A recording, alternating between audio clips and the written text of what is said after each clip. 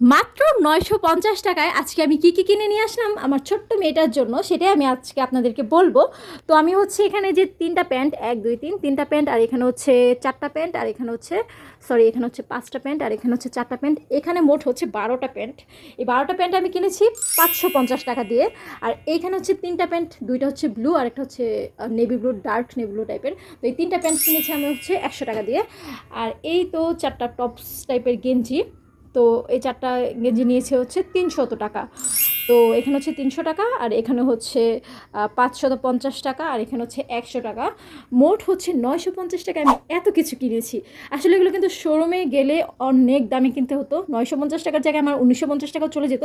আমি এগুলো আসলে শোরুম থেকে কিনে নিই, এগুলো আমি হচ্ছে রাস্তার সাইডে যে দোকানগুলো আছে এগুলোতে কিন্তু অনেক ভালো কোয়ালিটির কাপড় পাওয়া যায়। কাপড়গুলোর কোয়ালিটি আমার কাছে যথেষ্ট ভালো মনে হয়েছে, তো এই জন্যই আমি কিনেছি। আর এক একজনের এক এক রকম লাগতে পারে, আমার কাছে ভালো মনে হয়েছে তাই আমি কিনেছি। তো আজকের ব্লগটা এই পর্যন্তই। সবাই ভালো থাকবেন, সুস্থ থাকবেন, আল্লাহ হাফেজ।